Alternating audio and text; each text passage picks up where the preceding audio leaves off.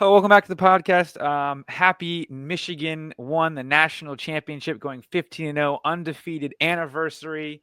What was your guys' favorite moment from last year? I had zero. Um, the day when you shut up. I don't know. You got rid of a coach last year, a lot of fun stuff. But hey, that was not a good day. That was a bad day. what do you mean? You got out of a crazy contract, man. A few coaches in the Big Ten are gonna have to do that. Indiana. But yeah, so we'll get into it. I know it's been a while, had a lot going on. Literally saw you guys last year. And we're going to start going into recapping the first round of the playoffs. I know it's been a while, but we'll go around there. Up first, Indiana, Notre Dame. Yeah, I mean, Notre Dame started off hot. Huge run to start the game, 98 yards.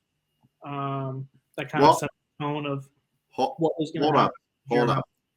It was so close to having Indiana get the early lead. Yeah. With the pick on the second play of the game? No, the teams threw a pick on their first drive. They punted and then they intercepted. Oh, yeah, that's right. Then I think it was 3 and out. Indiana, Notre Dame threw a pick, and then Indiana threw a pick on the 2-yard line. Yes, and then I don't know if anyone's seen the clip, but Shane Gillis goes, "Now watch him break this run," as he just rips a 92-yard run. By the way, we got to talk about something. Shane Gillis had maybe the most correct, impactful statement in the history of college football on game day and on the kicking thing when he talked about how Nick Saban is only good because he cheated. Now, when Saban responded the way he did, that is the number one. We actually provide services and develop. Man was stuttering over his own words.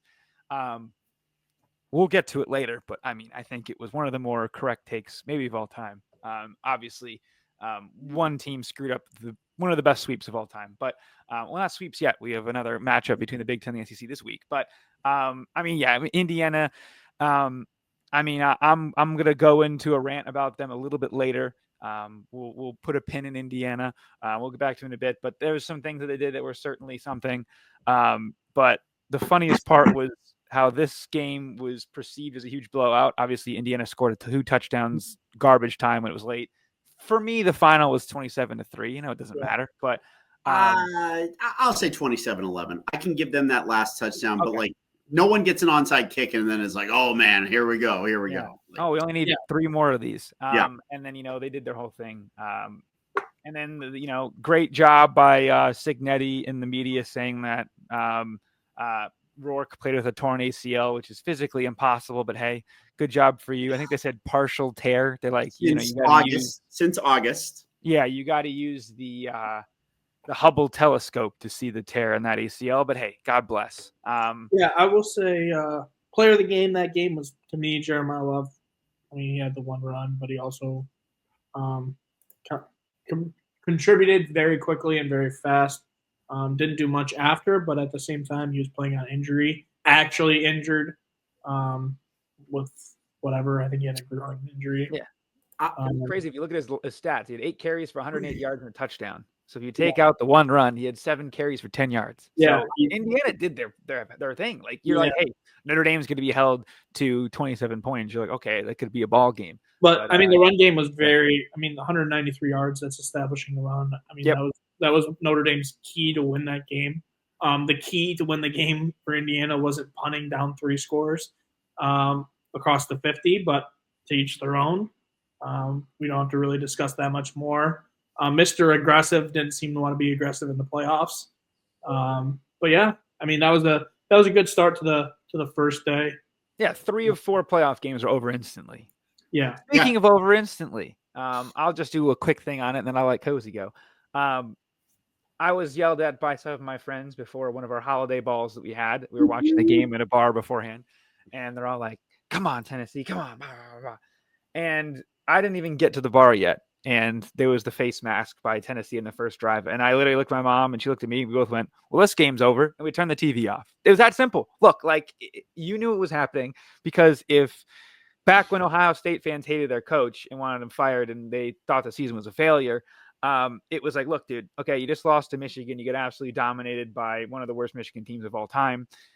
completely embarrassed. Everything sucks. Burn it all down to the ground. And the first 2 plays were bad. And you're like, uh-oh, 3rd and 15. Here we go.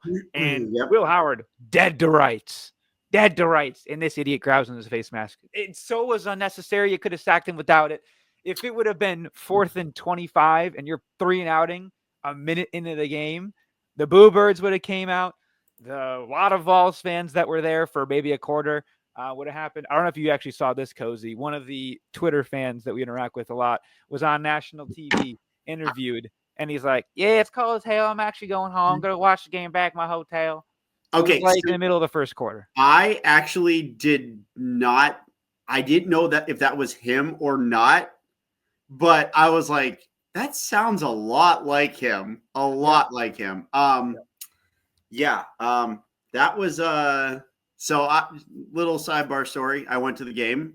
It was an awesome atmosphere. I think that a home playoff game is just outstanding. There's a lot more. It honestly felt like a little bit of a Michigan game to build up. Not as crazy, not as wild, not as nuts. Like Michigan, like that's on a whole different level. But it felt like, and especially with Tennessee fans traveling up to Neyland, or Neyland North as they called it, and they were going to rush the field when they won and take down the field goal post. Now, I didn't get into my seat till probably about 25 minutes before kickoff. Saw the band come out, everything like that. It was pretty like intense walking into the stadium, especially because I had to walk around the north side of the stadium where all the Tennessee fans were, and it was like a 50-50 walk into the stadium. They were loud. They were abrasive. They were not nice. They actually were talking a lot of shit. And I get to my seat, and I sit down, and there's these 5 guys behind me, and they were super nice, super cool, all this stuff. There was a guy next to me who was sitting by himself, and I was sitting by myself, and we started talking, and he's like, I just hope we don't get blown out. And I'm like, I don't know if you watched our last game, but it didn't go too well. And then we start out, and there's a face mask, and then Will Howard just puts just an absolute throw that was maybe his best of the season. And then he did it like 4 or 5 more times in the game. And it was like, holy shit, we are going to just beat the crap out of him. I mean, when he completed the pass down to, what's his name, Mbuka at the 2-yard line, I was like, yeah, this thing's done. I mean, you just could tell, like, at that point when he completed, I think it was maybe to like the 6, you see it was 7-0 at that point. It was like, yeah, this thing's over with. It's kind of funny that the officiating crew missed a clear pass interference on Jeremiah Smith on the interception. Like, it wasn't even like, I mean, he tackled him, grabbed him by the face mask, and it was like, and you couldn't even get mad because it was like, okay, it's 21-0 at this point. Like, there should be no threat. But I will tell you, there was a little bit of that like uneasy feeling when they got a field goal, then scored the touchdown right before half, and everyone was kind of like, oh boy, here we go. And they get the ball to start the second half. And then it was like a collective like gasp from Tennessee fans as soon as they had to punt. It was like, well, this thing's over. And then we went down the field, and it was like we were playing against water again. And then it was like, that's it. It's over. Very good interaction, though, with the guys behind me. They kind of, I think, thought I was a psychopath because I had no hat and gloves on for the first like 3.5 quarters of the game. And they were like, dude, it is 24 degrees on that scoreboard, and it says wind chill of 14. How are you okay? And they were sitting there shivering, chattering their teeth together. And I'm like, I'm kind of used to this. I sit out in this a lot.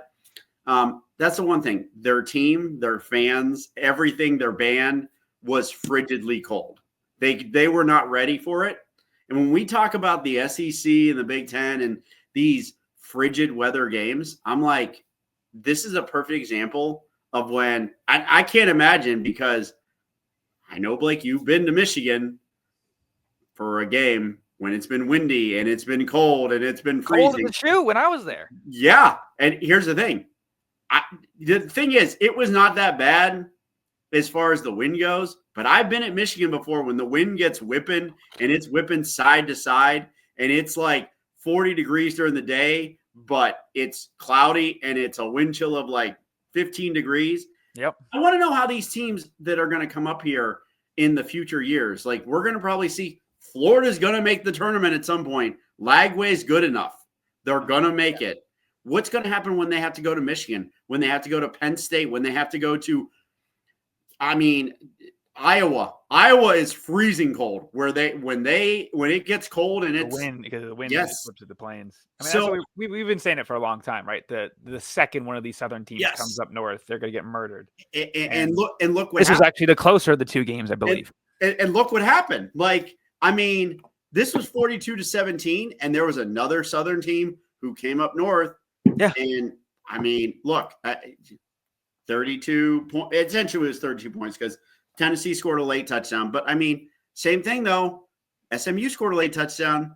Yeah, SMU had a really bold strategy of throwing it to the other team.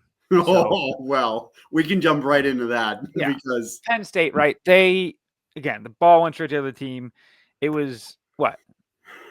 I don't get to say a word about the game. Go ahead. Sorry. Honestly, we're looking past game before, but Ohio State played unbelievable from start to finish. Totally different team than the team against Michigan. Defensively, looked like they were ready to play. And this is kind of what people anticipated from Ohio State. I would say the best player, probably the player of the game for me, was Will Howard. He had one of his best games this game. Just looked like a complete game. Ran the ball pretty efficiently. Didn't have to run it too much because they were attacking through the air.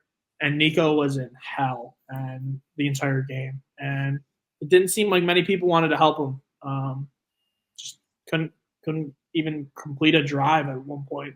Yeah, Samson having a Blake Corum 2022 game wasn't really helpful, where he was hurt before he started. And shout out Nico, 2 broken helmets. That was pretty cool. That's nuts. I want to say this. This is the main thing, and we keyed on this point, and we both said, I think all of us said at halftime, you probably should take the under in the first half, and man, were we wrong, because both these teams usually start out very slow. My lock of the week was first team to score wins. I didn't think it'd be Ohio State within a minute. Yeah. I mean, 3 times. 3 times in the first quarter, no less. Like, it was just one of those things where it was like, okay, where has this team been all season? Yeah. You were in a dogfight with. I know we're not getting ahead of ourselves. You're what, 42 and something like that, 42-0 in the first quarter of this playoff. Yeah. Yeah. No, 35 because it was only 14. There you go. Against Oregon. Yeah. Unbelievable. Yeah. It's wild. It's crazy. Look, the only time I can remember us having a good opening drive was actually that's it, outside of the playoffs. Like every other opening drive, like Penn State, we were in a 10-0 hole. Pick 6. Even Purdue, Northwestern, it was not great. Indiana was a struggle to start. Iowa, struggle to start.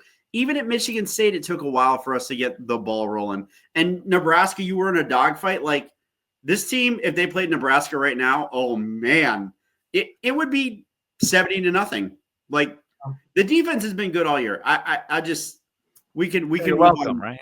Yeah, I know. Seriously, you motivated us somehow to a new level, and I'll tell you, it wasn't just the team, it wasn't just the coaches. You motivated the fan base because that Ohio Stadium crowd, no one sat the entire game. Everyone. Shout out Dave Portnoy. I know he personally is the one that motivated him. Brought the show down there. Listen, I've seen people claim worse national championships. Michigan, if they had any motion, should claim the national championship this year when Ohio State wins it, because I've seen some bad claims before. Hey, listen, we have more playoff wins than 90% of the country, including teams in the playoff. Okay. Now we'll move back on to Penn State. Yeah, exactly. Penn State, not much to say here. Bold strategy, throwing the ball to the other team. Listen, this format is incredibly broken. I've said for a very long time the format's broken and it sucks. Penn State is about to play for a chance to go to the national championship game without playing a Power 5 team, a real Power 5 team. Right? Well, I was going to say SMU is a Power 5 team, but first year they just moved new Power 5 team. Correct. They have 90% of their rosters G5 kids, and obviously play Boise the next week. I didn't think Penn State looked good at all on offense. Obviously, it was all defense. They didn't play well at all in offense this game. It was terrible. I mean, Drew Aller was seeing ghosts at home. It is what it is. Jennings, did his thing at the end, whatever. I think SMU will probably be back next year. There's another team you can talk about in a second here that I've been high on for 5 years and will continue to be. But nothing really for me to add here. I don't know. Penn State, they won a game. Woo! Yeah, not really much to add. Jennings was in hell the entire game, pretty much. The guy, it was kind of like Nico in a sense, where these teams from the South came to the North, and they just looked like they were seeing ghosts the entire game. It looked like they didn't know how to play offense anymore, and kind of bit them really quick. Defensively, I would say for majority of the game, SMU kind of held up.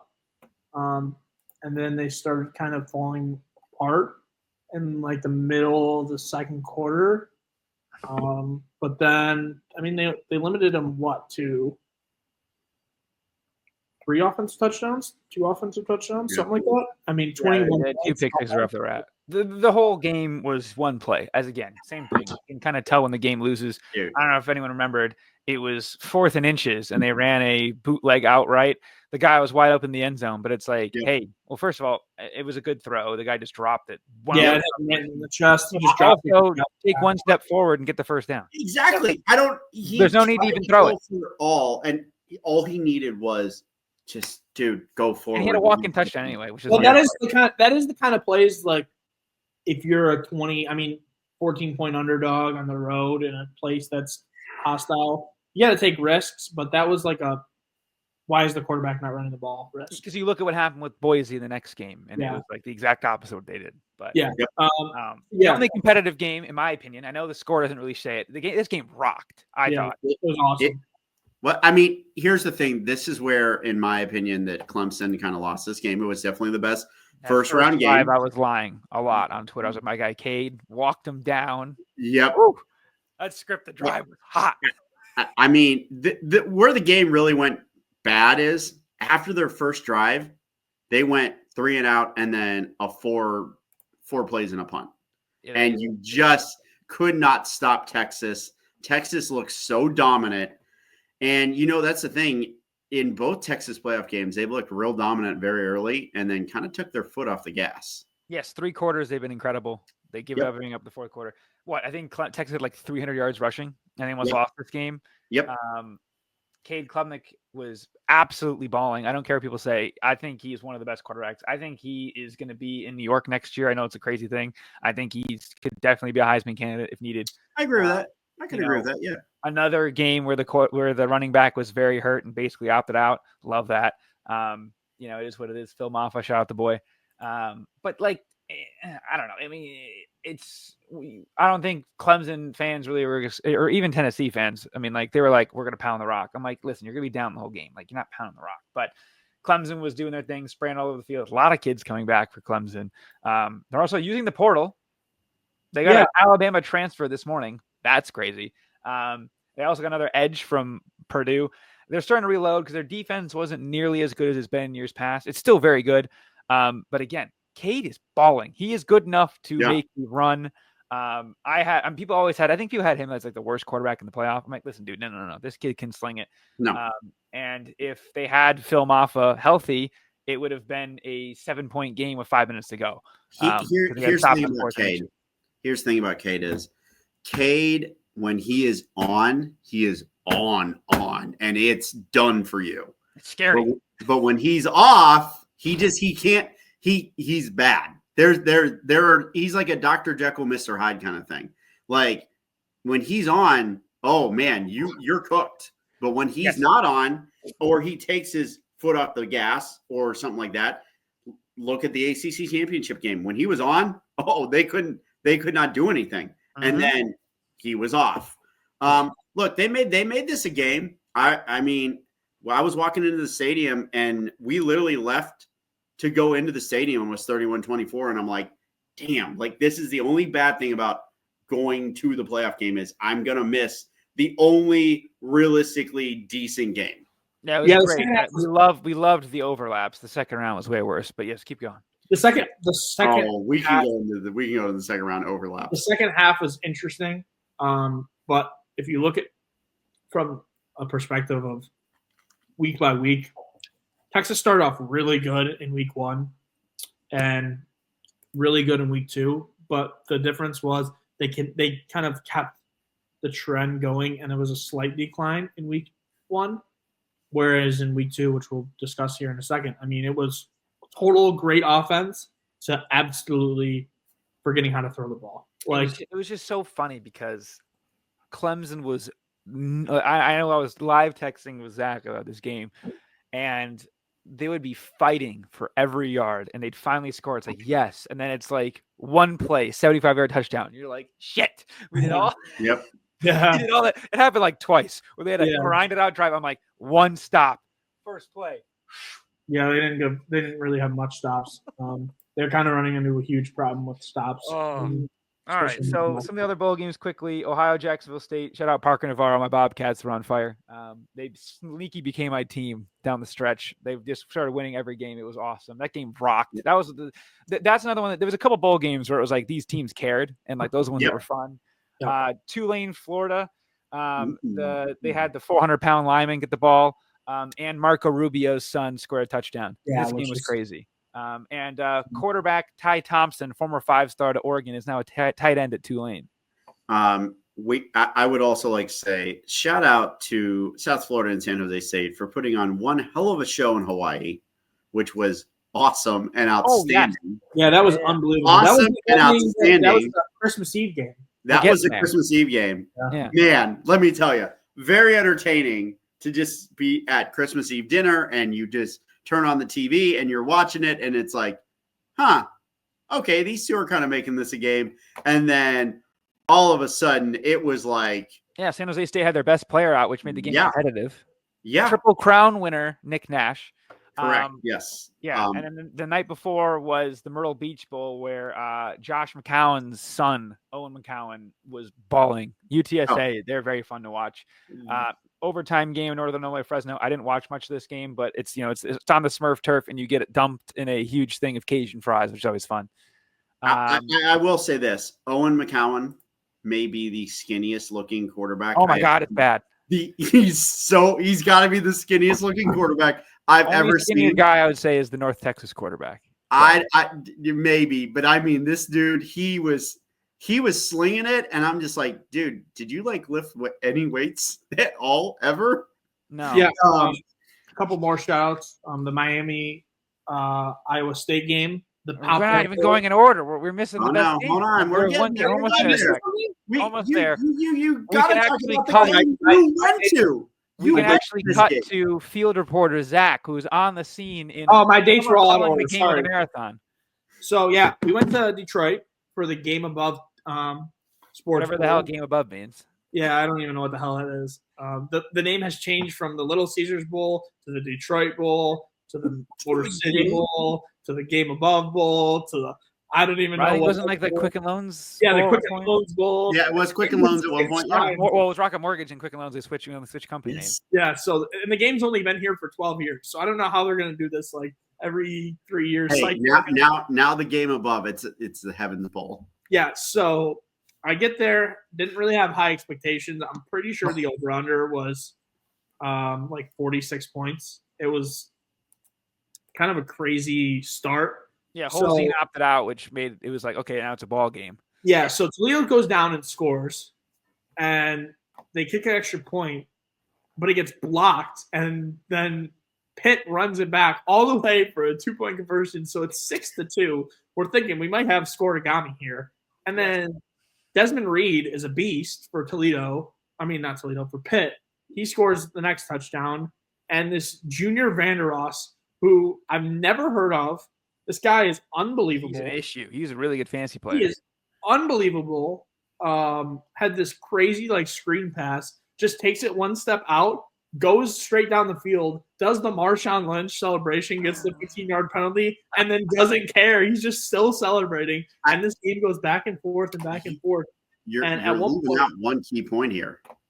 What's that? My dude, the kicker for Pitt, nailed a 57-yarder in this game He's been an too. animal all year. He nailed a 57-yarder. I'm sorry, but if you're a Division I college kicker and you can't hit at least like 30, no, I would say even 50% of 50 to 57 yarders. I don't. 57 yards is a long field goal. Hold on, Zach, you're watching too much NFL, man. Yeah. College kickers, you're lucky to get a guy that hits 50% from 40. Yeah, I mean, not everyone's got Michigan as kicker you. When our guy I was gonna say, dude, have you seen the kickers that are at these D1 programs? For years, Alabama couldn't hit a 35-yarder. State's kicker. I'm surprised we started making field goals, but yeah, which we can talk about in a second. Yes. That's unbelievable. So yeah, the game goes back and forth. It's 30-20 to start the fourth quarter. And I'm thinking to myself, okay, one more drive and I'm going home. One more drive and I'm going home. My phone died. I had no clue what's going on. I don't even know what time it is. I paid for like 6 hours of parking, and the game took 6 hours, like over. Both teams use every timeout, every overtime. Yes. And like in regulation, there was no timeouts left. So then this big fat dude, number 8, I forget his name. I think it was number 8 or number 9. He's the DN, and this dude is big. I mean, like 250. He's like 6'5", but he's like 250. He's built, and he picks the ball off, and he's just chugging. Pick 6, okay? So then we're like, oh, we have a game. Well, with 1 minute left, then Toledo hits a field goal to tie the game 30-30, and I'm like, okay, now I have to stay because this is unbelievable. You never know what happens. I was like, I don't care about the parking. Give me a ticket, whatever. So we get to overtime. And Pitt, first off, in the fourth quarter, Pitt's quarterback either just sucked and they took him out, or he got hurt, and they put in this number 17. This guy is the biggest athlete I've ever seen. Mm-hmm. He can run the ball at like – who Orgy thinks he is. He's like Lamar speed. But Julian Duggar. He's literally what they think Alex Orgy was supposed to be. He cannot throw the ball to save his life unless the dude's wide open. Like, he is throwing it way over the – I don't even know. I'm pretty sure they started putting in running backs at quarterback. They had to. They ran out of options. So he comes in to play quarterback. They score 2 rushing touchdowns. Tucker Gleason was kind of inconsistent throughout the game, who was the quarterback for Toledo. But at the end of the day, I mean, he played pretty well. Had some big throws. He had this one terrible interception right to the defender. I was like, okay, this game's going to be over soon. So they both do that. The second overtime, you can still score touchdowns, and both teams scored field goals because they couldn't move the ball. So then we get to a third overtime. Both teams make this 2-point, okay? And then fourth overtime, both teams make the 2-point. Fifth overtime. This is where it gets interesting. We get another 2-point conversion. And then like a 10-minute review as well on one of them. Yes, a 10-minute review. Now, by the way, everyone who's not remembering this or stuff like that, Toledo thought they won this game more than once. 3 times. More than once. Yeah, all in the 6th overtime. They won it 3 times. Yes. And in the 6th overtime, we get there. Pitt gets the ball first. No, they get the ball second. First. So Toledo scores pretty quickly. The first play. And then Pitt gets the ball. Jeff. What? Cheers, Jeff. Yeah. It's just like I know what you mean. It's like it all felt the same. It's like for sure. It was the same play over and over again. Yeah. So then you get to 6th overtime. Pitt gets the ball. Their quarterback takes it, runs this weird handoff. He's looking. He's still looking, and he's going backwards, trying to throw the ball. Yards. I swear to God, he was at midfield. Yards backward. If there's holding, these refs were so focused on the end zone because this guy, he absolutely held. Oh, he did. Oh, it was bad. Over the end zone, the guy grabs his jersey and throws him like this, and they throw a flag. Well, Toledo rushes the field. The entire team rushes the field. All the coaches, everything, and you can just see the refs going like this. I mean, the flag was thrown so early in the thing. It's why I was annoying. I was like, "What are you guys doing?" Yeah. They had no clue, and then they run the play again, and the same thing happens. The quarterback's in hell because they finally defensively figured out how to stop him because didn't they go offside or something? And they moved it back. Yeah. They went forward and moved it back? I don't know. It was the whole thing. Yeah. It was a wild ending to a game where Toledo thought they'd won like 3 different times at different points, and it was just like Seriously, can we I would like to say this moving forward. They are going to have different timeouts or different timeout scenarios to where I think for every 3 overtimes you're going to get, or every 4 overtimes with the 2-point conversions, you're going to get 2 timeouts. And you have to use your judgment when you want to use them, things like that.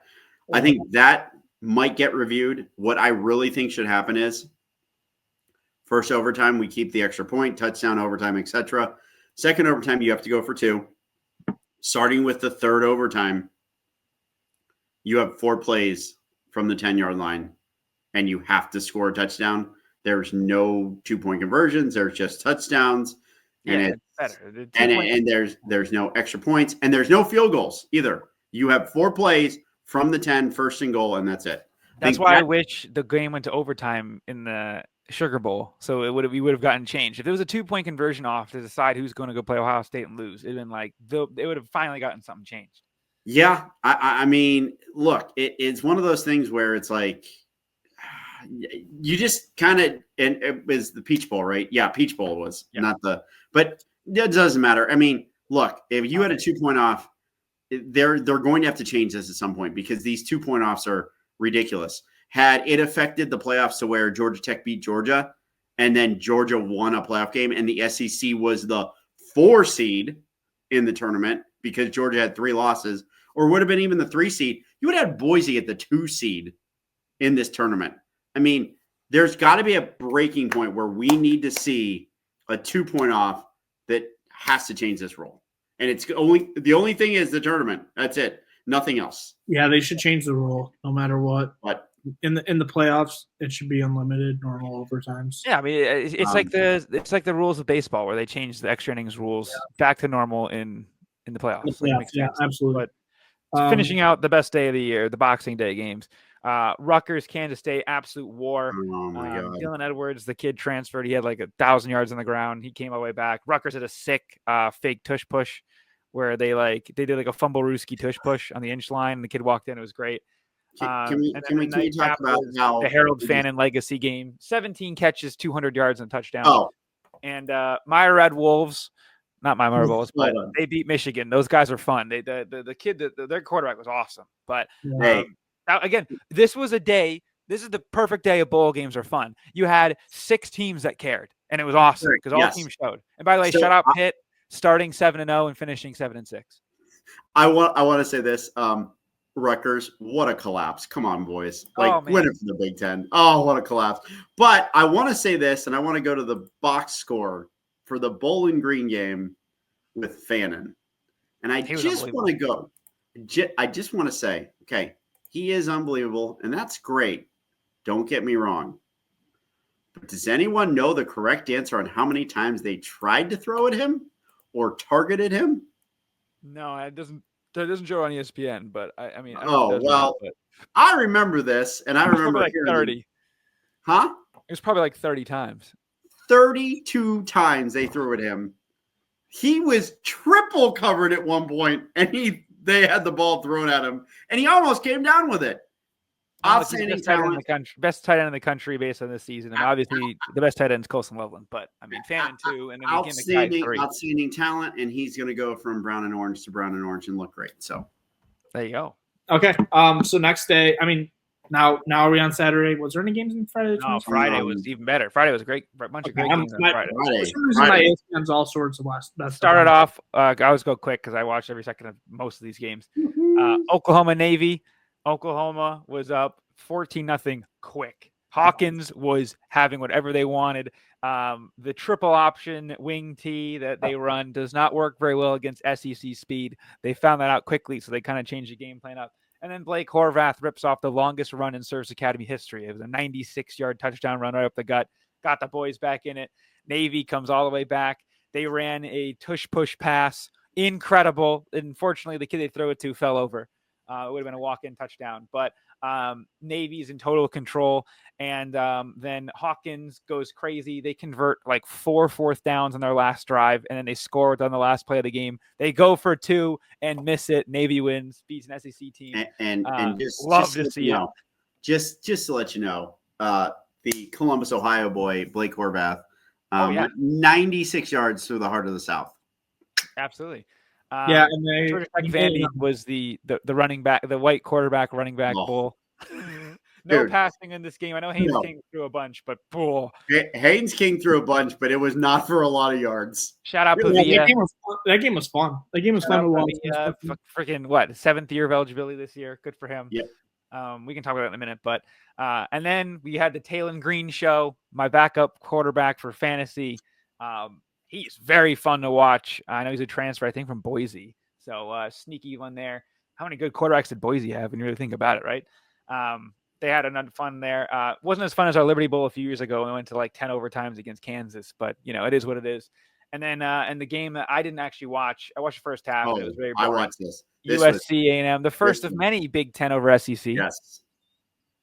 Yes, this was a fantastic game. Honestly, you felt like the whole game, like USC was going to do something wrong and screw this game up. Like that's kind of how I felt. Because I watched a few USC games this year, and it seems like every single time they try to blow this game, they try to blow it up. And then you kind of got there with it being a 24-14 lead, 24 to, it was 24-14. I was like, okay, they're kind of hanging around. And then they scored and made it 24-21. And it was like, oh boy, A&M, you're really going to blow this game, aren't you? And what a drive at the end. Like I'm going to tell you what 2 drives in a row. I mean, it was kind of crazy in the fourth quarter. You had a pick, you had a missed field goal, and then you just had 3 touchdown drives in a row with the score changing back and forth. USC outstanding. All I saw was the analytic nerds mad that the kid didn't fall down on the 1-yard line for A&M because he punched it in with right at the end of the game. Yes, they let him get the ball back and they walked him down. Yep. So look, he probably should have fell down. Probably shouldn't have. It is what it is. I mean, there would have been maybe 30 seconds left, something like that. So they still would have had some time, but I mean, you gave them a minute 49. I mean, great 2-minute drill, by the way, by USC. I mean, 10 plays going down the field, things like that. Look, great drive, awesome drive. I mean, it was a great cap off to the season for USC. Do you take much from it? Not really. No. I mean, we'll have a whole new team next year. Other than the Big Ten beating SEC, that was great. That was great. That's where I got happy about it. Pretty consistent thing. We're moving on to Saturday. I mean, I didn't really watch any morning games. I don't know if you guys. Me neither. I saw fake Mahomes celebrating his. That's the only thing I saw. Win. The first game I watched was the Pop-Tarts Bowl. Like I said, Iowa State, Miami. Wait, I did want to comment. Nebraska and BC, that game for the fake Mahomes celebrating, there was a fight in that game, and there should have been more ejections than what happened. They were brawling at one point. Also, can we do away with football and baseball stadiums? Yeah, that's the only other thing. It was terrible. The funny thing was last year, I don't know if anyone remembers, it was when it was Louisville versus Cincinnati, and Cincinnati's coach or Louisville's coach going to Cincinnati, and they're on the same sideline. It was very funny. But just we can go quickly through the other games and we can go back. Yeah. UConn, North Carolina. Hey, Bill Belichick's going to North Carolina. That's certainly something. Or is that's something. Absolutely. Nebraska, who knows? TCU killed Louisiana Raging Cajuns in a brutal mismatch game. The MAC goes crazy on Colorado State. Get mad. East Carolina upsets NC State in what I was explained to would be like Western Michigan versus Michigan State if it was a bowl game like that. Yep. Also a crazy fight in this game too. Yeah. By the way, just to let you know, week 1 next year, Eastern Carolina visits NC State. So they play each other Get ready. They're playing back to back. That's awesome. And then get ready. Before we go to the main 2 games of the day, since I already brought one up, but Army, Bryce Daly, all-time leading rusher for a quarterback in rushing touchdowns, 32. I think it was just period. I don't think it was quarterback. No. It wasn't just quarterbacks. It was period. All people. 32 touchdowns. All of it. That's unbelievable for a quarterback to do that. I mean, they just couldn't stop him. I know. And how many against Navy, Cozzi? How many did you have against Navy? I don't want to get us kicked off of YouTube, so I'll hold my breath.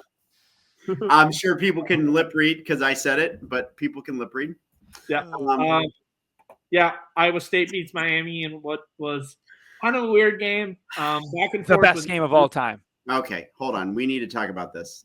It's a There's situation. two things in this game. What are we talking about? The bowl rising itself, or from like the dead, rising from the dead Pop-Tart on the side of the scoreboard. Yeah, that was the Pop-Tart Bowl tweeting out he is risen. First he off, comes out, he does the Terrell Suggs intro or the Ray Rice intro, or Ray Lewis, where he rips off the tarp. Whoa! What? Chill out here.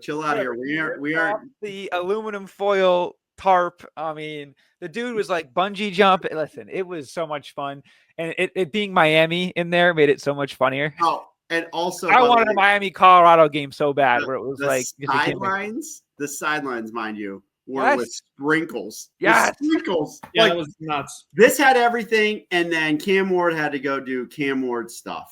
Yeah, that was very interesting. So that's the second thing I want to talk about. Halftime, Colorado was winning. No, Miami was winning. Miami was winning. The overhead at halftime, which is fun. Yeah. I thought it was over at halftime, close to, because it was like a 10-point lead. I think it was. It was a 31-28 game. 31-28. Okay, I thought it was 10 points. Yeah. But in Cam Ward fashion, I mean, I don't want to rip into it too bad because it's kind of a weird situation, but he sits out. I kind of get it. Do you get it? What do you think? I get it, but at the same time, there's 2 minutes left in the game. So Iowa State takes the lead with 2 minutes left in the game. And this is kind of like that one moment where, hey, you're already going top in the draft, but you could be the number 1 overall pick. Why don't you just go back to the game for the last drive and lead them down the field to win? Okay. Like they told him to no. sit. Okay, no. Here's the thing. I want to say this, and I want to be clarified here, and I agree with Blake on this. Did he decide to sit, or did they tell him to sit to prepare for next year? Because if I'm a coach, I'm almost kind of like, hey, like, dude, you just broke the record. We'll get to it in a minute with my game. I was stunned by what was happening in that game, but Miami learned a very valuable lesson here that they need to go get a portal quarterback bad. Oh yes, okay. That guy was struggling. So there you go. That is like the main thing that you learned out of this game is this guy. He looks so bad that I'm like, okay, Miami's not going to go to the portal. Cam Ward got his record. Yes, and I almost feel like it was Mario who was like, hey, Cam, sit. I want to see what I have in a meaningful bowl game that we're going to go out and we're going to try and win.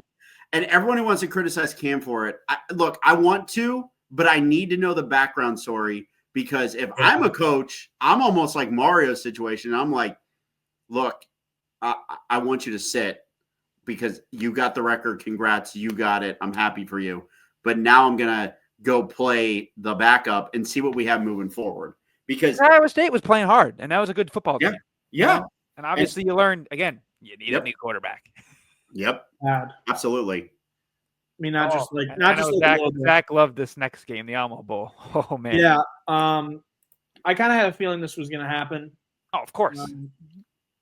You can kind of tell from the hype up of, hey, let's promote that we're playing players and we're paying them insurance in case they get hurt and this and this. And my son, insure against bad draft stock. My son and the other draft pick, the Heisman Trophy winner, are playing in the game, and he can't ruin his draft stock. And let's play. Well, it looked like Jake Retzlaff was the quarterback that was going in the first round, and Shadur was in like the third round because they played completely opposite. Oh, no, I wouldn't say that. I would say Jake had some good moments, but he threw a couple picks. I would say on the ground too. I want to say how big of a blowout is this game if you don't have the 2 first half interceptions from BYU? I mean, this game is we're talking it's 20-0 at halftime. We're talking like 34-0 at halftime. We're talking like 50 points scored by BYU. Yeah. I mean, first off, you go up 10-0 and then you kick an onside kick and it's like, oh shit. Once again, showing why college better than NFL. What the hell was? Come on, man! Surprise onside kicks are the best. Yes, exactly. The NFL needs to change it. Agreed. Yes. Yeah, in the first half, I would say. I mean, other than the 2 picks, Retzlaff, 16 completions, 150 yards. I mean, he just completed easy passes to get his run game set up for a touchdown. It's like he. And then right after halftime, Shador comes out and throws a pick, and BYU goes down and scores, and it's 27-0, and you're just like, okay, well, this thing's over. Man, all these bowl games are about who cares more. It's that simple. Yeah, you got to think about it. It is. Yeah. Colorado kids are going out there doing his own thing. Shiloh celebrating 2 personal fouls was very funny to me. Oh. Very clearly offside pick, and then he does that, and then he's doing his dad's dance as a flag hits him for holding. Very funny. I mean, and it was, by the way, everyone wants to argue it was a clear hold, like clear as day. Knew he should have been called all day. You knew BYU was going to go crazy for this game. Yeah. Oh, yeah. Absolutely. Yeah. We can skip over Monday's game because that was an SEC Big Ten match. Yeah, Iowa had the worst QB sneak I've ever seen in all time. End of the game. Yeah, we don't talk about that. They kind of cost it. They cost the perfect record. They cost the perfect record. We can move past it. This game was a lot better than it was supposed to be. So it was entertaining. There's 2 things that changed this year, okay?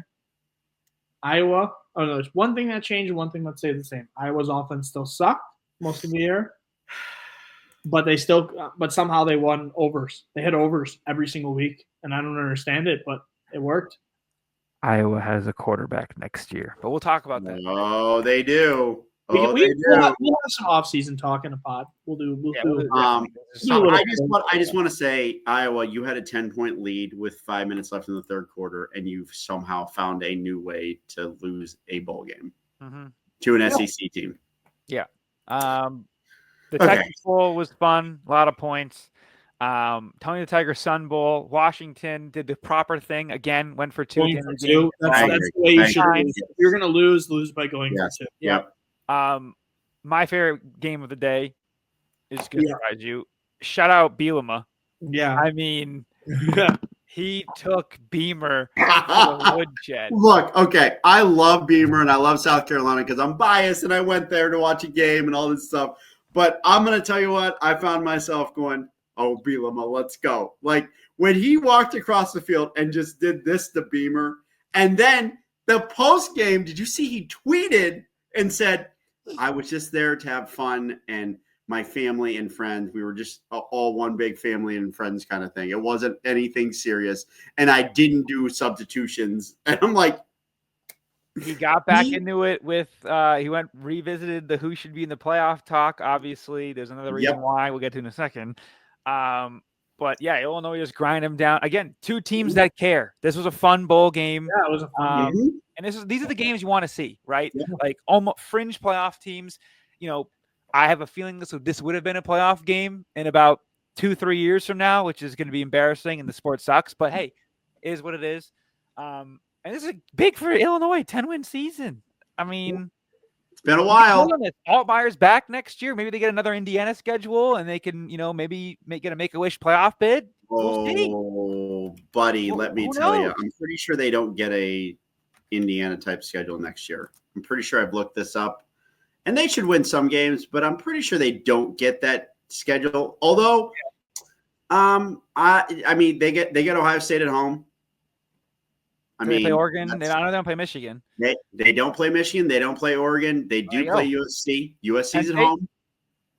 No Penn State. There you go. That's what the Indiana schedule. You're missing. They're one of the top 4, and it's at home. They are at Indiana. Who cares? Indiana's they're also at Duke at second week of the season, which who knows? That's going to be a great game, by the way. Great game. Highest paid quarterback in the portals over there. I know. Yeah, my guy's a steal. Yeah.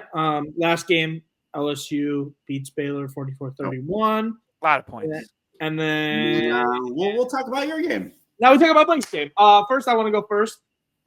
Blake was in the rain. I sent him probably 6 texts. I said, Blake, you might have to change your clothes after the first quarter because it is going to pour. Hold on. I want to talk about the lobster first off the day before. Yeah, go ahead with the lobster first. Brutal. I thought I was done. Blake looked like he had been at there was a communication of a picture set, and he was a lobster, But not on his face, though. Not on his face. Right here. It was crazy, dude. Listen. I was laying out on the sun like this in TK's Twitter space, having a great time talking about how we're gonna beat Alabama. And then I just got crazy sunburn, and it was weird. I had like it on my gut and on like half my chest, but everything else was nothing. Like my face wasn't burned, my arms weren't that burned. It was crazy. It was weird. I don't know. It's weird. I was trying to get a nice little tan before I left. It is what it is. I mean, I got a little bit of color. I mean, it's 10 degrees out in Buffalo, so I need a little bit. Might be windburn. But Blake said, it's raining. And I said, how bad? And he said, not that bad. And then I looked at the game. I went to the bathroom for 2 minutes. I walked back, looked at the TV, and I thought the game was going to be delayed. Because I've been in a lot of rainstorms as a sailor, done a lot of that. That is some of the best rain I've ever seen in my entire life. Like it was to the point where like I was clapping and it was just misting, like just water going everywhere. It was very telling when you talk about the points. I like to talk about the point of who cares more.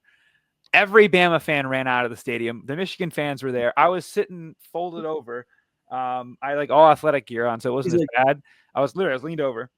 But then Sharon came on the field, started going crazy. All the players started going nuts. The recruits, too. Bryce Underwood with his chains and everything was out there going crazy. Everyone was going nuts. And I was like, okay. The Bama band and cheerleaders ran inside. The band was just in the concourse. It was hilarious. All the cheerleaders, all the twirlers ran inside. Some of the kids on the bench jumped into the medical tent. I was like, okay, so they don't want to be here. They were done. And it was comical because obviously we turned them over on the first possession. Then we kicked a field goal. Then the monsoon started. And I don't want to say anything crazy, but I think that might have been the funniest quarter of football in the history of football. It was nuts. Like, unbelievable. I've never seen anything like that. Fumble was the funniest thing I've ever seen. Someone edited and went the whoop sound effect on it. I've never seen a ball go, the guy, Milrow grabs it and the ball goes straight up. It goes like a... Can I just say this? My team in the NFL is going to be drafting a quarterback. And I'm so happy that it was pouring down rain in the elements and Milrow couldn't hold on to the football because it just pretty much guaranteed we're not drafting him. No, I have a take on Milrow. It's the first time I've ever gotten ratioed on my timeline. I think he'll be good in the right spot. I think DeBoer, this game. See, this is the difference between Miami and them. I know we'll get to the game in a minute, but DeBoer was making a point, and he let him die out there. It was bad. The way they call the offense was dumb. One thing I do say is Milrow runs like this. He runs leaning forward, so whoever makes a cut, he falls down. Like Jalen Daniels, does the middle school, high school girl, and just arches like that, as opposed to anything else. And he leans so far forward that's bad. But we'll get to that in a minute. But yeah, this game was very fun. I was trying to explain to people how bad it was. We were some people next to us who were Florida people. We had like 10 tickets, I think. So my whole family came. It was good fun. Pouring rain. My grandpa and grandma were shivering their ass off. My grandpa wears his traditional like Oxford and sweater. That thing got soaked in 2 seconds. I was like, oh God, poor guy. He had to go get some Realia Quest Bowl merch. But yeah, what was it? It was turnover, field goal, turnover, field goal, turnover, Fred Moore head tap, then turnover, field goal. And it was funny. They even said the broadcast with, I guess Brock Osweiler did it, which is fun. It was like Alabama's defense is playing incredible, and it's 16-0 in the first quarter. You're like, wait, what? Yeah. Listen, man, it was Michigan cared. They didn't. Special teams them to death. The rest of the game was horrifically boring. Shout out Mr. Ohio, Jordan Marshall, played his ass off. But it was very funny visually. If you look at the end of the first quarter, Milrow had a green jersey on, and it was funny because, you take out Michigan. I believe I did the math. I think we had one player starting the game that started last year. Actually two. No, only one, because our punter opted out too. So it was just Ernest Hausman. Everyone else was gone. Which the best part of this game. Derek Moore played. I don't think he started, but which the best part of this whole game was the backup punter had a great punt the first time, and I'm thinking to myself, this backup punter is better than the starting punter. No, but this is during the rain. It goes like 50 something yards, and I'm like, this punter is better. On the inch line, beautiful.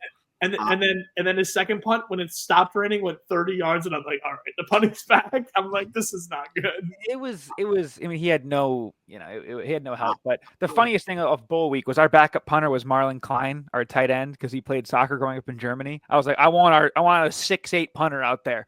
Have our tight end, big body, go out there. I was like, imagine like Njoku or Laporta hitting a punt. That'd be hilarious. But I do want to say one thing. The funniest stat came from this game out of all bowl season, maybe. Jalen Milroe had 16 carries total in this game for 7 yards and a long of 41. Yeah. I don't know the exact stats on it, but I'm pretty sure we sacked Milroe 13 times. There's 13 sacks. Yeah. Again, that's what I'm saying. We had all backups in, and everyone on that defense that you saw is coming back next year. Obviously it doesn't apply to anybody on this podcast, but if you didn't beat Michigan last year, it might be a while. This is the lowest you're going to see Michigan for a little while, which is great to see. Jamar Browder, we'll talk about. I'll probably do a video without these guys breaking down Michigan's recruiting class. He's the tallest human being I've ever seen in a football jersey, and he wears 88 as a receiver. Very funny. Glad they're doing that. I'm very excited for the future. Jordan Marshall again. He looked incredible. Mr. Ohio, shout out him. Alex Orji had the funniest stat line in the game. I'm surprised you didn't talk about him. He was 2 for 3 for 2 yards and an interception. Still very not as great funny. stat line. Still not as funny as 16 rushes for 7 yards. No, it was way funny. The people next to me were they're asking me, because they're SEC fans, they're Florida and Ole Miss fans, and they're like, "What do you mean you don't have a quarterback?" I'm like, "Get ready to watch this shit." I mean, and once Davis was Warner 3rd and 18, and we ran a power up the middle. Yeah, it was a draw play that went 4 yards, and they were like, "All right, bring out the punter." We ran a more service academy than the service academies did this year. It was nuts. Okay? I don't know how. I kept saying, literally, take knees, chew clock, and punt basically on first down. That was Michigan's strategy. Our best offense was Jalen Milroe having the ball. And they had pretty much no opt-outs. They were a 17-point favorite at the closing of the game. It went from 14 to 17, like minutes before the game started. Yep. And I'm not a math guy. It's really hard to score to cover a 17-point spread, scoring 13 points. But if you look at Michigan in their last 8 quarters of the season, they held Ohio State and Alabama to, what is that? I think it's 23 points. Yep. I mean, look, dude, Wink Martindale, I sat on here. I don't know if it was on here as much as it was on my fan base. And I said, he's going to figure it out. You got to give him time. It's not his fault. He learned the college game to the point where he's getting probably some NFL offers, I'd imagine, down the line, which would stink. But you look at week 2 and it was like, Wink, you're a terrorist. I want to die. And now he was great. And I mean, I don't know if there's a team that finished the season hotter than Michigan. People are saying Florida, but DJ Lagway looks like crap. You could argue. I mean, you could argue Illinois too. This Michigan team, man. Oh, baby. You could add the argument Illinois played. Listen, I was already at generational lie point after beating Ohio State and getting that 1 overall recruit. I don't know if there's anything I can say that would be untruthful about this Michigan team next year. We're going to be favored in 11, maybe 12 games. I imagine they'll still have Ohio State favored over us because that's how it is. I'm not going to say anything because I don't want to be crazy, but I haven't been more wrong on a head coach in a long time outside of Mel Tucker than Sharon Moore. I don't know if he had the juices. I thought he was a player's he just kind of, there's a player-led team last year. I think it still is. You look at the guy. Because this should be like the first team where it's a majority his player. I mean, maybe one more year, but this would be like the first majority of his players. I mean, you look at the season in a vacuum. This is the funniest thing that someone tweeted out. You're going to beat Alabama, Ohio State, Michigan State, USC. You're going to beat all 4 teams. You're going to go 8-5. Yeah. I mean, come on. Oh, I mean, yeah, it was great. It is what it is. But I mean, we're going to be pushing a long time with this podcast. I don't need to add any much more. Great, fun first quarter. But they're soaked in one of the worst games I've ever watched. The next 3 quarters. Yeah, I think the play that made that game sucked in the second half. I think the play that made the entire game interesting, and kind of saved Michigan, I would say, because Alabama did have a couple good drives in the second half, but It's unfortunate that this happened. The Davis Warren injury, where he ran backwards. I heard the kid's scream was right in front of us. No. Oh, my I'm not God. talking about the injury itself. I'm saying the play saved them because he got hit, and then they got a unsportsmanlike, which gave Michigan a first down. Do you know why they got the penalty? I forget why. The assistant coach was celebrating it. He hit sticks the women line judge ref, and she gets smoked mid-play. That play changed the entire. I mean, the injury is terrible, but the fact that not only did he get sacked for minus 20 yards, but they get a first down, and out of the timeout, they just announced to the game that Alabama gets an unsportsmanlike, and they get a first down. I was like, this changes the entire perspective. Poor gal got hit sticked. Yeah. It changed a little bit of the game because Michigan went 3-and-out then. I don't know if we got a first down the rest of the game. Jordan Marshall got 1 or 2, I think, but that was it. I don't know. Game sucked. But another drive. I mean, that winded down more of the clock. Thank God we won, because if we would have lost and after all that, oh, man. Yeah, terrible situation for Davis Warren. I mean, he played as good as he could have in that game. I think he would have gotten a nice little bag to go to a school in Cali, and he could have had some fun. He's not terrible. I kept hating that everyone said we had no quarterback. He did what he needed to do down the stretch. Obviously, early on he sucked, and he doesn't know what a pocket is. But whatever.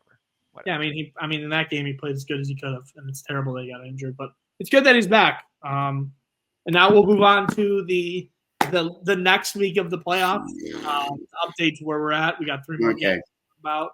Honestly, one of the most boring games I've ever watched. Not gonna lie, I was not impressed with Penn State or Boise State. See, they did the opposite SMU did. They went for a longer field goal and shanked it. Yep. And I got so in the spin zone. And I don't know if you guys will hear me out here. It doesn't matter anymore. But initially I was like, they're so much better than Boise State. They're not going to kill them right now to make it competitive so the format doesn't change. I don't know if that's me being tinfoil hat, but I thought that was the thing that was happening.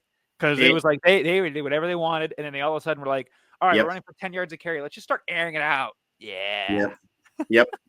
And you know what? The other thing is, it seemed like, so when it was 14-0 and Boise fumbled, you were just like, oh, man, this is going to be bad real quick, especially because it was a Genty fumble. And it was like, oh, shit, here we go. Which one?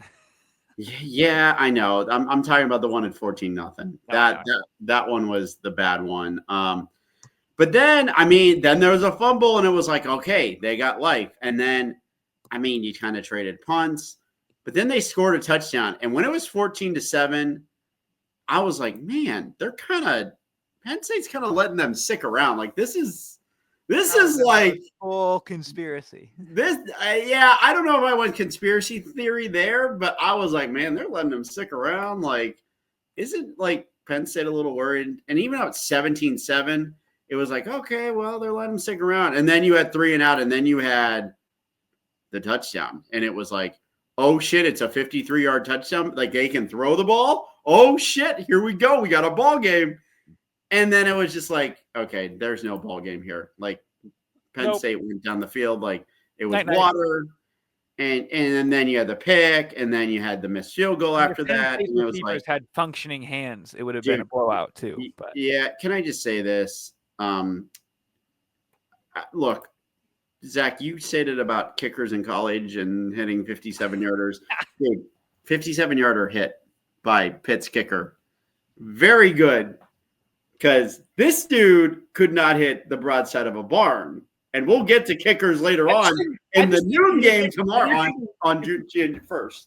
I think if you're kicking 20 of them, you should be able to make 6. Okay. That's fine. I think you should be able to make 8. Moving on to what we got. Let me see. We got the Arizona State-Texas game. Yeah, there's one name you have to I did not watch the first half, but go for it, Zach. There's one name you have to talk about this entire game, and it's Cam Scatterbo. He played an unbelievable game. Threw up on the sideline, went back into the game, was heat exhausted, was throwing up, cramping, couldn't even move towards the end of the game. I thought he was going to pass out on the field. And this guy played an unbelievable game. I have a take. Is this the most iconic game since the Johnny Manziel Alabama game of like a person that had no business winning the game and he knew what he was doing? That kid, I don't know if you kept seeing it. He kept looking into the camera. Like they had like one or two times they panned the sky camera down. And he's like, I'm like, dude. Okay. I'll say this is where the game to me was actually kind of should have been won, should have been lost, whatever you want to talk about it. The one where it got really out of control for me was when they drove down the field and they got to Texas 25 and they had a 4th and 2 and nobody blocked for him and he got stuffed. I mean, it was almost like they just went out there and were like, hey, do this on your own. Yeah, so the game started off touchdown for Texas. Everybody thought the game was not just touchdown. It was two plays touchdown. Yeah, it was touchdown. A punt return. And it was like I remember watching it. I'm just like, oh, ball game's over, and this is going to get real ugly, real quick. Yeah, exactly. Yeah, thank God I can watch the Rose Bowl because that's such a competitive game that I don't care about missing this game. That was my thought too. So then Texas punts. Arizona State turns it over on downs. Texas drives down the field, kicks a field goal, so it's 17-3, and then everybody's like, this game is gonna. Once again, we're going to talk about field goal kicking. I know it was blocked, but can we talk about this? Because it was blocked and it went through the uprights. No, it doesn't count if it hits in the end zone. It can't bounce in the end zone. So if it would have hit the 1 yard line and went through, it counts. It doesn't count if it bounced in the end zone. That's all because I kept seeing people posting about it. Yeah, I mean, that the field goal should have still counted. Yeah. So did you see what happened, Blake, or not? No, I heard about it though. But yeah, it was like a short 36-yarder that got blocked. Who cares? There was way more fun shit in this game. So 17-3. Then we get kind of punt turnover on downs where Arizona State turns it over in the red zone, and everybody thinks not just the red zone, the 4th and 2. Yeah. Once again, nobody blocked. It was first nobody blocked. They ran the most terrible 3rd and 4th down play I've ever seen. They not only on 3rd down ran a QB draw with a running back that if he would have handed it off and went like this and pushed the running back into the end zone, he would have scored absolutely. But it kind of was a blessing in the long run for what happens next because Quinn Ewers tries to hand off the ball and it becomes a mess. Like vaunted Texas O-line. It hit off the running back and then the quarterback tries to take it and he has nowhere to go. He's done. So he just falls down. And then Arizona State kind of gets a little drive together. Takes a lot of time, though, almost 7 minutes for a field goal. So it's 17-8. Oh, yeah, for field goal, you're good. Texas scores another touchdown. And then Arizona rushing, and you're like, all right, game. Sweet. And then it gets wild. Then at this point, I'm watching at the bar in then Arizona State gets the ball back. It's 4th down and 2, kind of at midfield-ish. And they run this pitch play to Cam, but he, instead of running it, drops back to pass and throws one of the worst passes I've ever seen. I'm sorry, but me, Blake, and Cozzi could probably throw a better pass. Okay. I just want to say so bad they couldn't cover it. I just want to say so bad that the ball was in number 4 to throw a pass this season. It was so bad. But no, the best part was after he completed, he just went like this, and I was like, dude, what? That was a duck. Yeah, it was a duck. The receiver not only was 15 more yards downfield and had to go like this backwards 15. Crazy adjustment by him, by the way. Yeah, I was going to say, McLean had a great adjustment to catch the pass. It was awesome. Like great awareness to know that the pass was going to be that short. Terrible defense on Texas. And then you're like, okay, well, it's still an 8-point game. And, there's not a ton. It's still a 10-point game. They go for 2. Oh, yeah. I forgot they went for 2. Like, okay. Yes. Okay.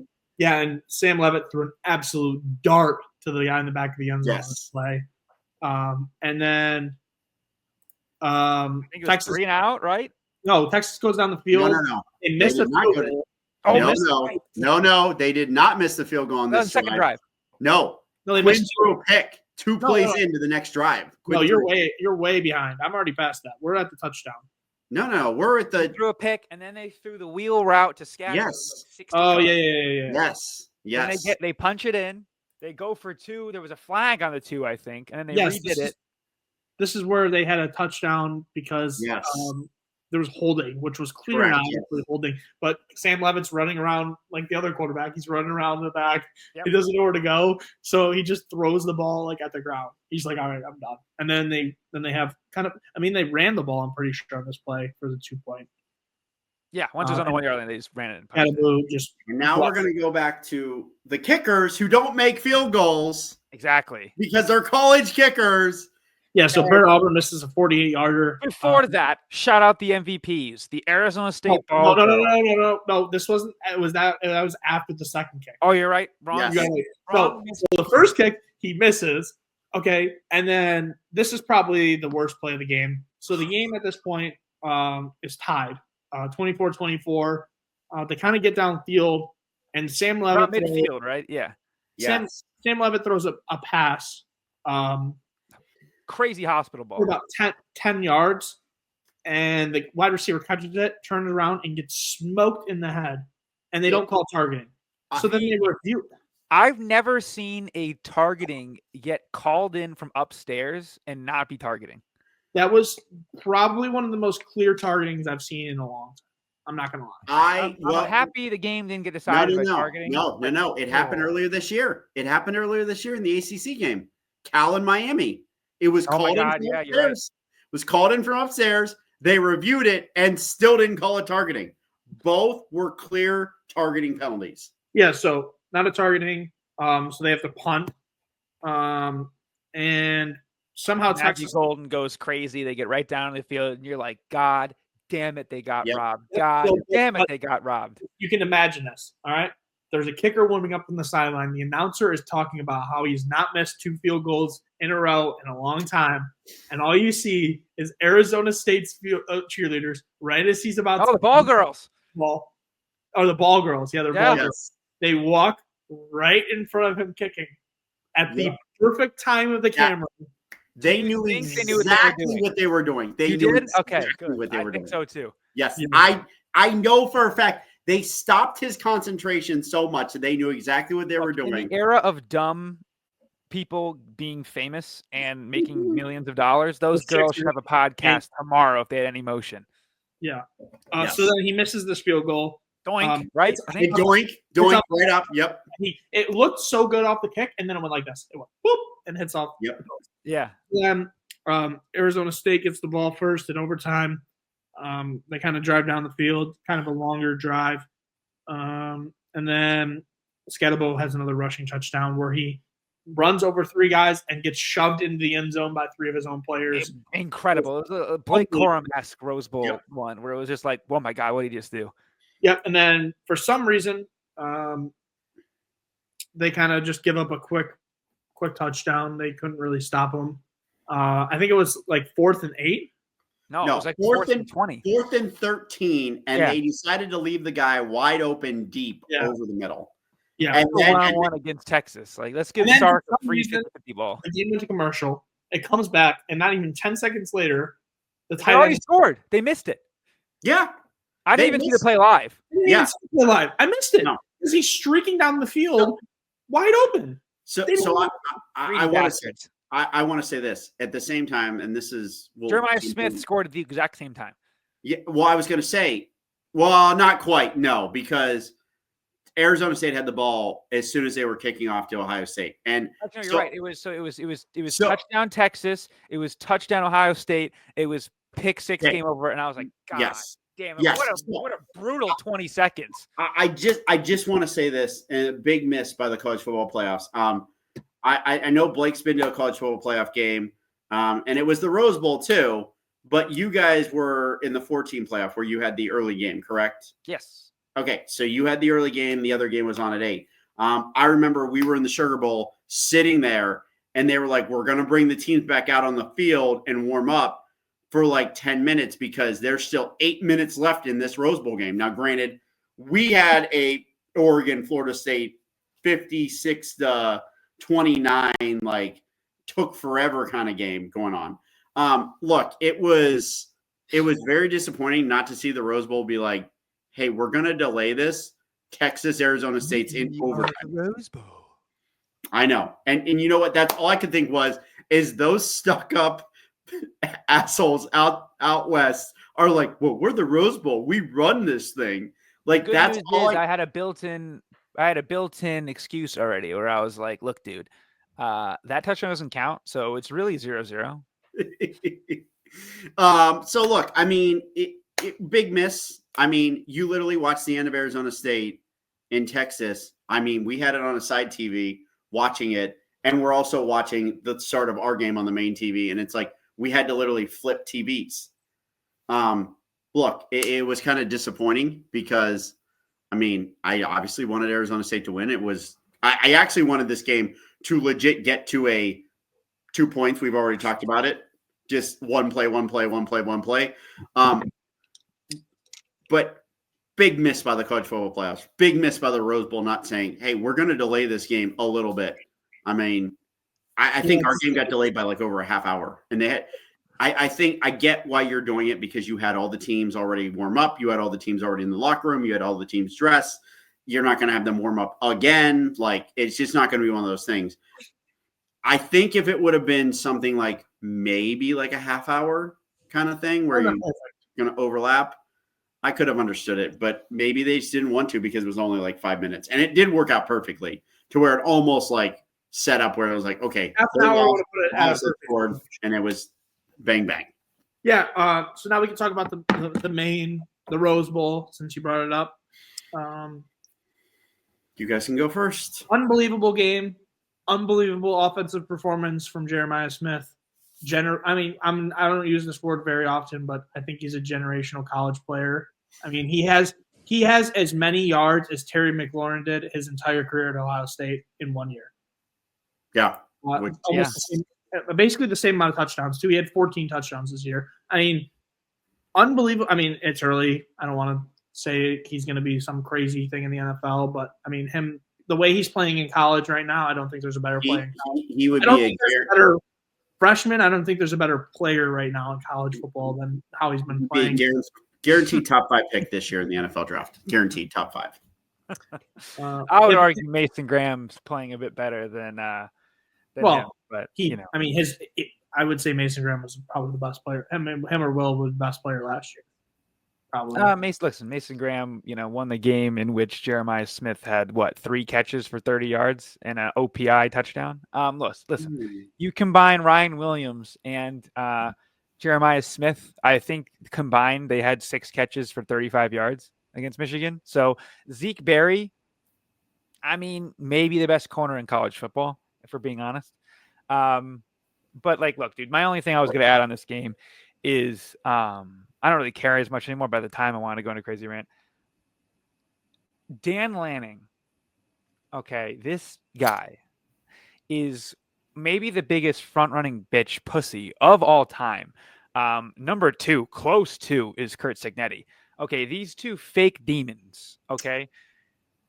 The thing is I think there's a lot of bad coaches in the Big Ten. I think Franklin's pretty aware of what he is. He's an idiot and an asshole, but he owns it, right? Cignetti and Dan Lanning, both coward punting is hilarious. I understand you got to ask the question in the post game about Michigan, but answering a question talking about the Michigan game after getting destroyed by Ohio State is objectively embarrassing. I can't say what I'm thinking, but the way I ended up treating the end of the Oregon game, I wasn't necessarily disappointed by the result. It's crazy because he's such a coward asshole. You call a timeout against Michigan to run it up the score and cut a promo mid-game. Okay, you're embarrassing. Oregon, they had 2 ranked wins all season, 1 against you by a point. They beat number 25 Illinois by 50. Man, between Indiana and Oregon, it is what it is. And this is all I was trying to say, and I'll be honest here. It was a win-win for the Rose Bowl regardless. For me, obviously, because both teams stink. I think this is going to be crazy, and I don't want anyone to take anything out of context here.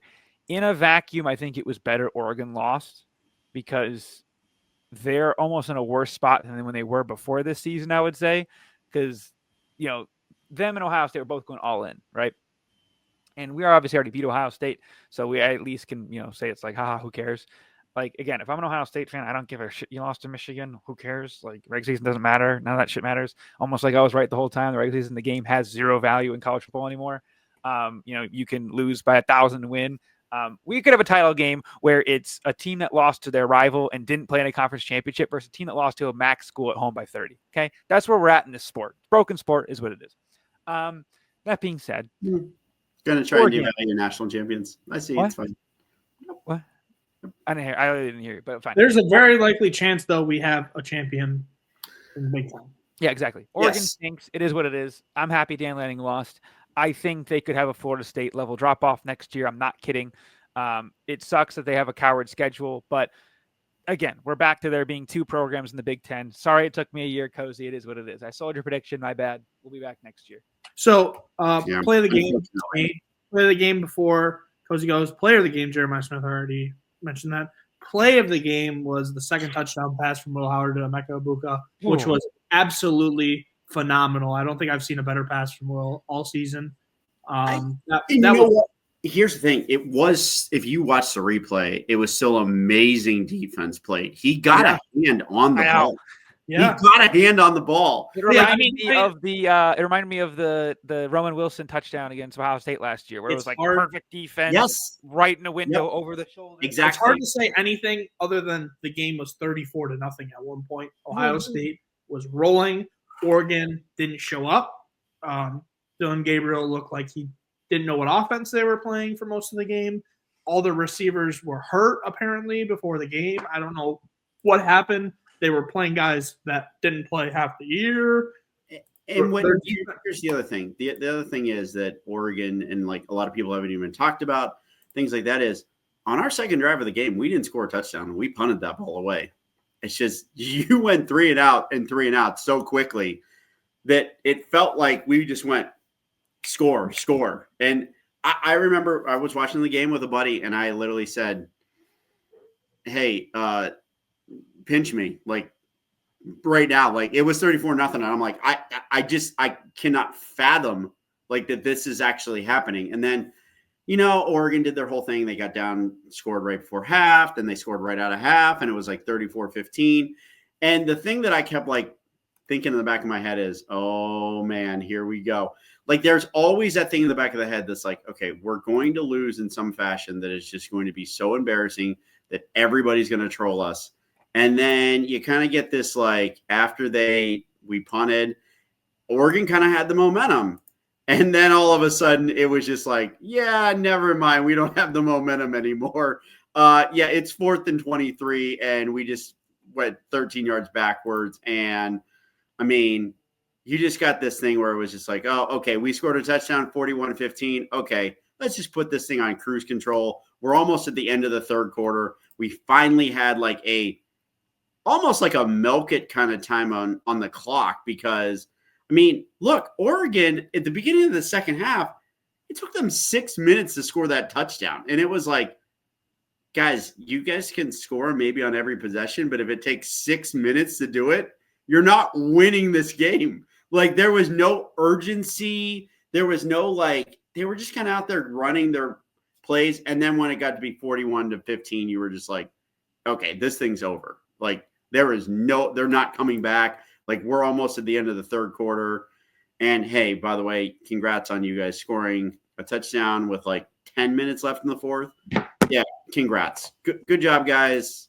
It's always great to get a Rose Bowl win. I mean, look, it's still the Rose Bowl. It's still awesome. It's still the best scenery in all of sports. I hope moving forward, if we do have a playoff game, I am full in favor of a Big Ten and whatever team that is former Pac-12 makes the tournament matching up in that game, because it's just that awesome of a stadium. Honestly, Big Ten teams should go there every year, whether they play, like you guys played Alabama last year. We played Oregon this year, which is a former Pac-12 team.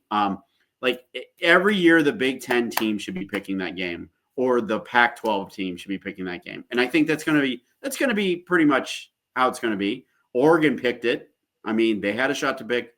I mean, they were going to pick it anyways, but I think even the Midwest Big Ten team's going to pick the Rose Bowl.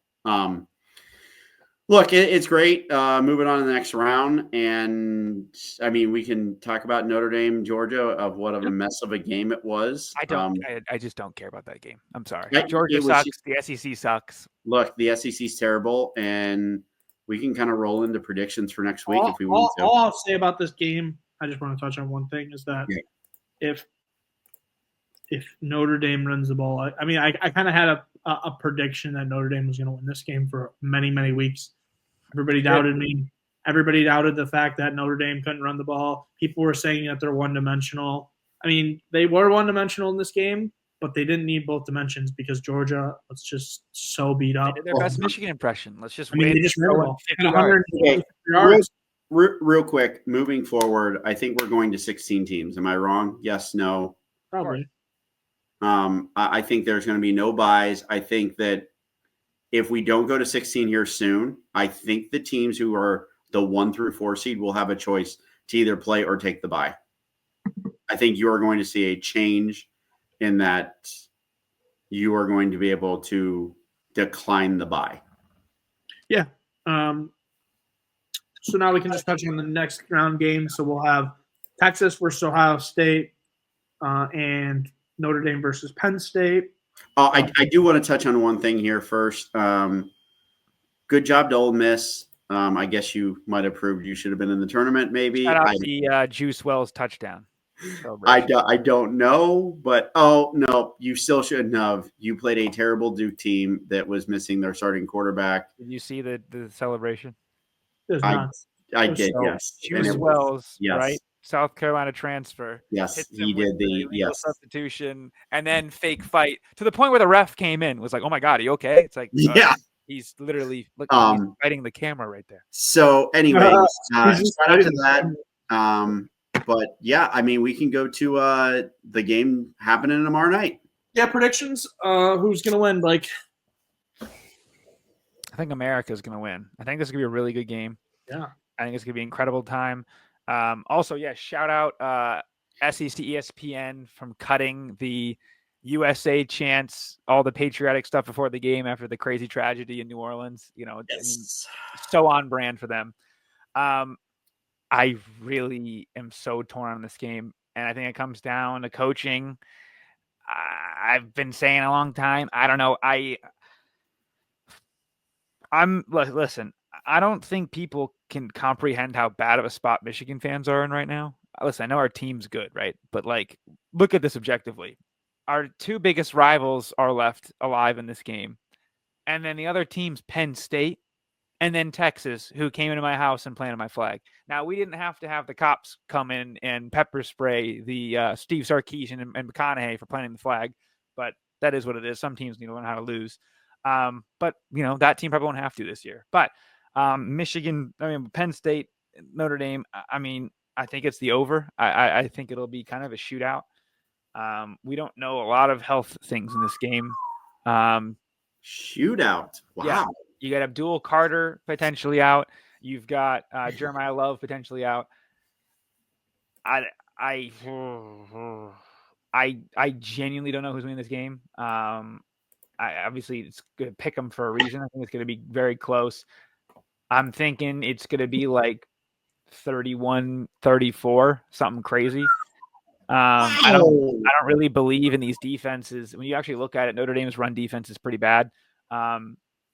I think Penn State will be leading in this game, and Notre Dame will come from behind in the second half and beat them because Penn State, man, they love the gimmick shit. They'll be up, killing teams. I think they'll be gashing them on the ground. I think Penn State has a double-digit lead in the first half. I'm doing like 6 things right now. And I think Notre Dame comes back. They buckle down. Notre Dame will force a turnover. They love their special teams. They just grind you down, and I think Notre Dame will win 34-31. Crazy stat. Penn State will abandon the run when they need it most. Crazy stat, and I think this is the difference in the entire game. There's 2 teams in this playoff that have the most takeaways in the entire country. I'm pretty sure one of them is in this game. Notre Dame for sure. If Notre Dame gets 1 turnover, they win the game. They went one singular turnover. They won this game. I think it will be close. And that's the deciding factor is if they get one turnover, they make Drew Allar throw an interception or make a mistake, which he kind of sometimes does, some less than others. That will be the difference in the game. Last thing real quick. They have a really bad kicker in Notre Dame. He had a statistical anomaly of hitting a bunch of field goals. Yeah. And which oddly Notre Dame doesn't really settle for field goals. So we'll see. Okay. So I actually think the opposite of Blake, like total opposite. I think this is a rock fight. I think this is absolute slug it out rock fight. I don't think either one of these offenses are that good. I think the defenses are not amazing, but I think that it's a slugfest. It's like a 17-13, 13-10 game. And you just kind of took my point of Notre Dame not having a good kicker. Sorry. And I was just going to say, Jeter has really struggled this year in some of his kicks. And they kept showing his dad at the game, which was really interesting and weird. And I was like, really? Like, has it been that bad? Like, I know there's been some games where, like, Notre Dame's kind of struggled throughout, like, kicking the ball, things like that. So I did a little bit of my research on this. And, yeah, he's actually that bad. And they are that bad as a kicking unit. As a kicking unit, they are 16 of 27 for field goals. Perfect on PATs, but 16 of 27 for 59%. That's not good at all. And we're not talking like long ones.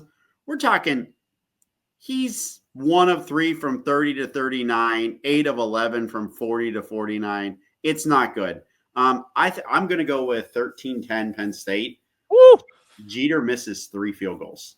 Wow. Yeah, I think it's going to be a slugfest. It's going to be very, very close. But you know what? And by the way, I'm not sold on Penn State either. As far as I can't think they're going to put together enough drives. And look, they're not shocking me. Allar is very good, but their top wide receiver is a tight end. Also, I mean, Barker for Penn State, he's not that great of a kicker either. I think he has 1 miss. I will say this: it's in Miami, going to be very cold for the game for them. For Penn State and Notre Dame, it's going to be beautiful, 55 degrees. 55 degrees in Miami. But, yeah, it's going to be a rock fight. I think 13-10. Yeah, I mean, I'll get into the Ohio State game quick. I'll make it nice and easy. Yeah. Ohio State looks like the best in the country. We've already said this. I particularly think if Texas runs the ball like they did last week, they're going to get blown up. They had 18 carries for like 48 yards. They can't run the ball. Their quarterback strength, it's an issue. So, yeah. I mean, I'll go quick, obviously, as well, too. Lock of the week, very simple, is going to be alt spread, Ohio State minus 9.5. Wow. There's so many matchup errors here in this game. You need the way everyone's been playing Ohio State, like they finally possessed, I mean, I think you got to extend Ryan Day. I mean, I couldn't think of a guy that's better for the job than him. You got to extend him. You need him to stay. And they're going to win the national championship. It's pretty simple. I mean, I would say make that my lock of the week as well, but I mean, it's like minus 130. I don't do that around here. We do plus money locks around here, but we make people money. Correct. We do. And okay. Yeah, people are saying I'm wish casting so that they lose this game, but I mean, barring complete regression, it's over. The only thing I will say that I found, I've crunched the numbers. The Blake Analytics have come through. I think Ohio State's starting to read their own headlines. That's the only thing I'd be worried about. They've gotten super cocky. Can anyone guard you type stuff? No, of course not. You're playing the so-called best defensive back in the country on Texas. I don't know if they can even physically match up with you, let alone, play football with you. But you obviously had the Michigan chip for Tennessee.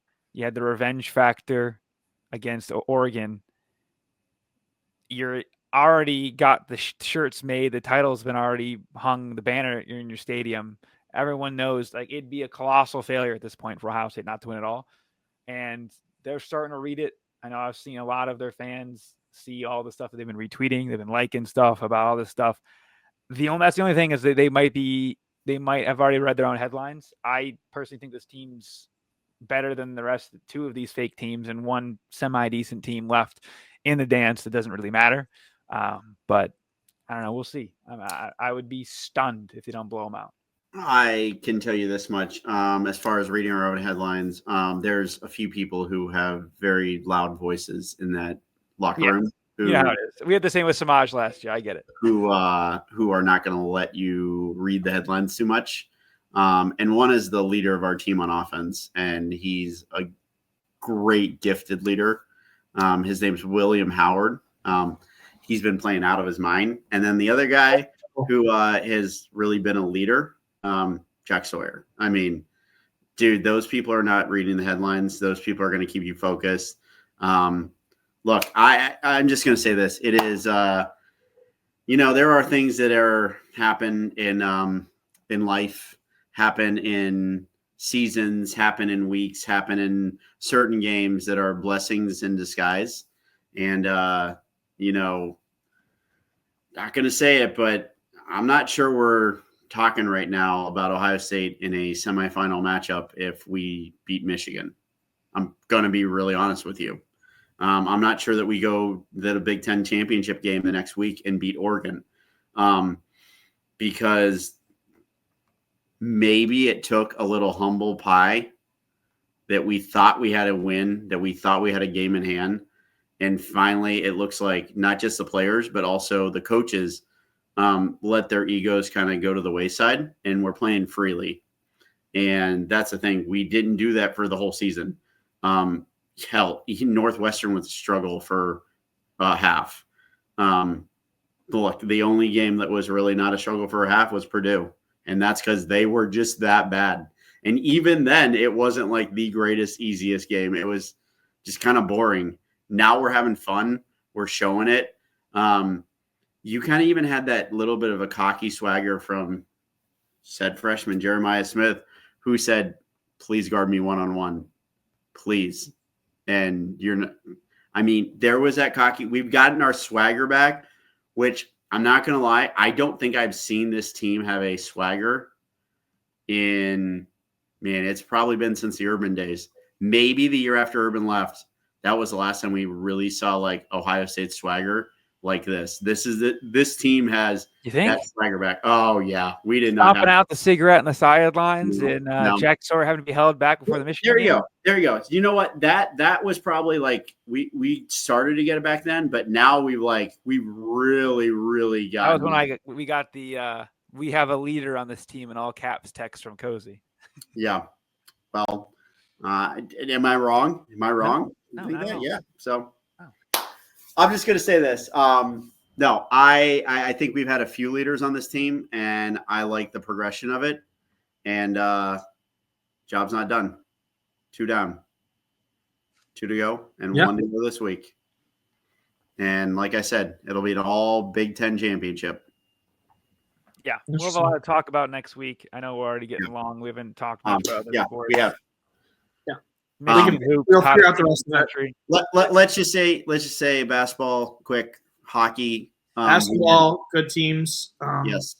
We are not a good team. Top here carrying this conference. We are not a good team in basketball right now. We are hockey. We're all ranked inside the top 10, which is all ranked and pretty cool. Ohio State, Michigan had a sweep this weekend, and both teams blew 2-goal leads. So, yep, yeah, there was a one-way country, Vlad Golden. Give me that. Okay, we're not. No. Okay, we would have another hour left of Zach and Blake yelling at each other. So, No, I mean, I think there's a player on Michigan that's better than Black Golden, but we can get into that discussion another day. So, Yeah, it is what it is. But that's all we got for now, and then we'll come back next week with the semifinals, and we'll talk a little bit about some hoops updates and go from there. Yeah, I mean, listen, the hell has frozen over. You can lose the game and win the national championship, and the Lions win the Super Bowl. I mean, what is going on?